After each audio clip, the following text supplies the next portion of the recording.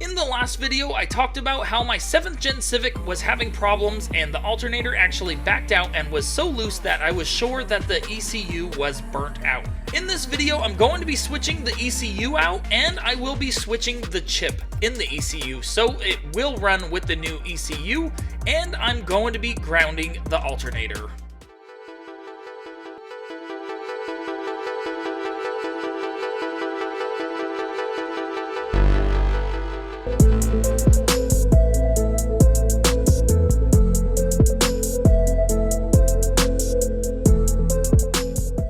What's up guys, welcome back to another awesome episode of JDM for All, and in the last video I basically was talking about the problem with my alternator actually becoming loose, not grounded, and actually burning out my ECU is what I'm thinking happened. I believe it fried my ECU, and so wow, that really stinks.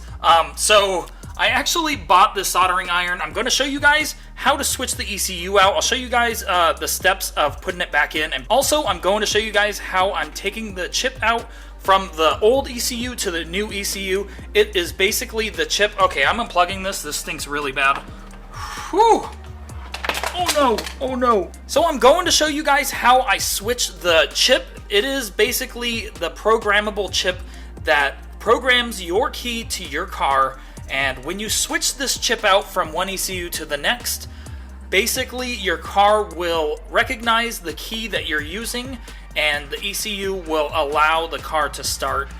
If you just switch ECUs, the chip will not recognize your key and it won't work. So I'm going to show you guys how I'm switching the chip to the new ECU. I believe this ECU is fried because my alternator bolts did back out. The top bolt backed out and it was rocking left and right. And basically the 7th Gen Civic's alternators are grounded by the block when they're bolted down. And mine obviously was not bolted down, so I believe the ECU was burnt out. So I'm going to try this. I think this will work. I'll be really happy if it does work. So let's go guys. I'm going to switch out the ECU. I bought this super cheap. I think this is like $6 soldering iron, and I'm going to pull out the chips. I will unscrew the covers of these ECUs. I'll show you guys what I'm doing, and then I'll actually show you guys me removing the chip. Now, I did forget to mention that you have to match up the part numbers of each ECU. I believe that is the top numbers right here, and I matched mine up, and basically they both match up to a 2002 manual LX Civic, and so you have to make sure that you match up your ECU part numbers for them to work, and they are exactly identical. Here's the harness plugs. They are exactly identical, and I did unscrew the covers just now. Also, I did use a regular Phillips screwdriver, and I am using some tweezers to pull the chip. Now, the chip that you want to take out, at least for this generation Civic, and it is this chip right here that I'm pointing at with my screwdriver. This is what the ECU looks like. Here's the plugs on the left side right there. If you look at it with the plugs and the harness plugs right there, then it is right here, and the chip is actually called L56R, and that's it right there, guys. If you pause the video, then you can easily find it. It is right there. I'm going to switch it with this ECU's chip right there, and it should hopefully be really easy. There are 8 prongs on it I'm going to have to solder, and this should be really fun, guys. So that's it right there. You probably can't see it too well, but I will be taking that one out. It is right there. It's super hard to actually see. It's super dark in here. But that's it right there, guys. Let's get some light again. Yeah, there it is. I'm going to pull that one out, and I'm going to replace it with that one right there. So this should be really fun, guys. So I'm going to show you guys the whole process. Basically, I'm going to heat up all the prongs really quick around it and use tweezers and pull it off.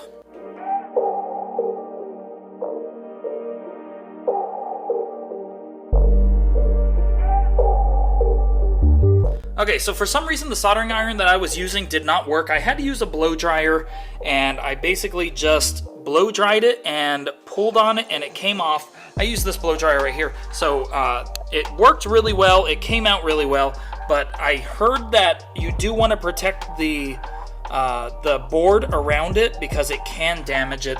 But there's the chip missing right there, and then There's the old chip, so hope this works. I don't know if it's damaged or whatever, because I was pretty hard on it, but going to remove this one real quick with the blow dryer. I'm going to try to protect around it, the board around it, and then I'll be back. Okay guys, so I used a blow dryer with the tweezers to pull it off, and there it is soldered back in. You can barely see it. I don't know if it's going to work. I don't know how good I actually did.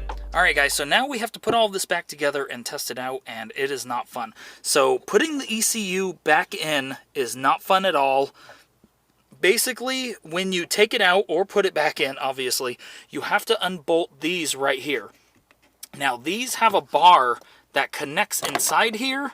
Is basically a bar, and I unbolted that, and what's funny is this plastic piece was already cut. You have to cut this plastic piece to actually pull this down, because the ECU will not come out unless you pull this down, and it is very hard to get out. You kind of have to tilt it over too, so it has to be tilted. I can't remember which way, left or right, but the ECU is already in and plugged in.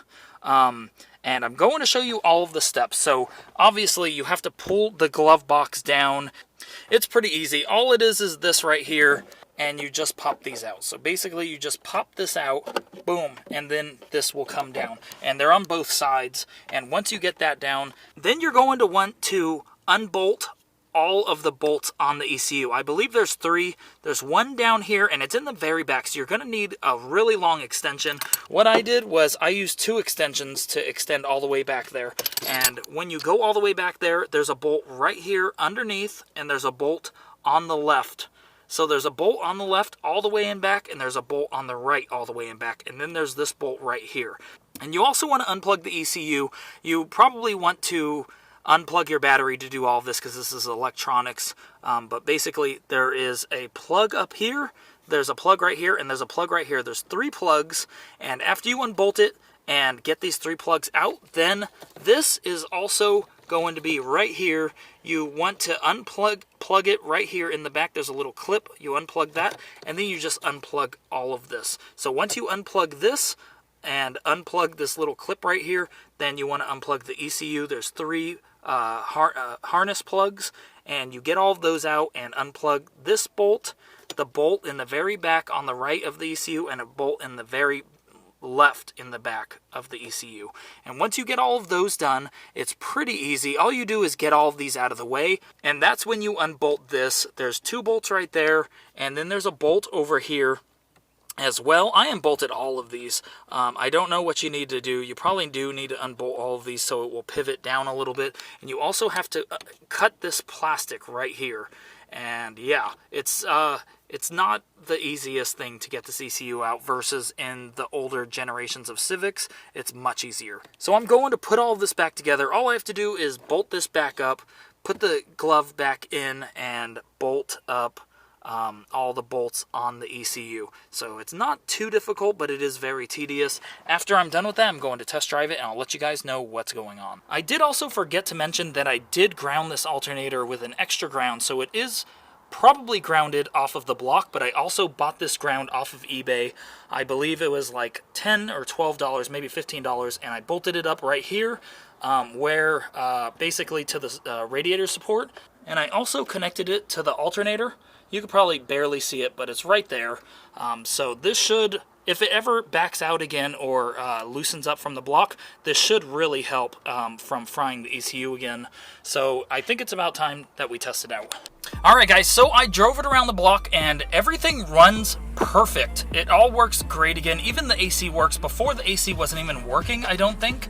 And now look guys, the tach's working, the temperature gauge is working. It ran really good. And I'm definitely happy about this because I can actually drive it now, but for some reason the check engine light is still on. And this green key light is still blinking, which means it still doesn't know my key's in here, but it's not acting up or anything. I don't understand that. I wouldn't mind the key blinking, but I definitely do want the check engine light to go away, so I'm gonna have to scan it and see if it's the alternator or whatever. But I think this is a good sign because now I can actually drive it. It is actually drivable and the battery won't die now, so that's good. So I did fix something. The battery light was on before. Basically, guys, when I would start it, the battery light would be on, the check engine light, the key would blink, it would be in limp mode, the tach wouldn't work, the temperature gauge wouldn't work. So it is working much better than it was, but I do still need to figure this out. I'm not sure what this is. Now, I have been driving the Civic for a week, and you wouldn't even be able to tell that there was a problem. It runs great, and I'm definitely very happy about this. I tested the alternator, it runs great, it's working great, and everything works great in the car. I assume that the check engine light and the key light is because the ECU was not done perfect, but my car is running and driving now, and I am very happy about that. So this did work. It was probably due to my soldering job on the chip in the ECU. But basically, guys, I'm super happy. The Civic actually drives again, and it runs great. There are no problems.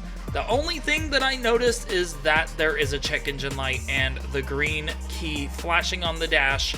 Otherwise, guys, the car runs great. Alright guys, that is it for this video. I will keep you guys updated. Not sure when I'm going to run and scan this ECU and figure out what's going on, but so far, I am happy that it is running, but I don't know what's going on now, so I'm going to have to figure it out, but I think I did okay with the chip on the ECU, and yeah, it does run great now, guys, so I am happy about that. But it is running now, guys, so yeah. If you guys aren't already, don't forget to subscribe. Don't forget to like this video, guys. And I'll see you guys on the next video.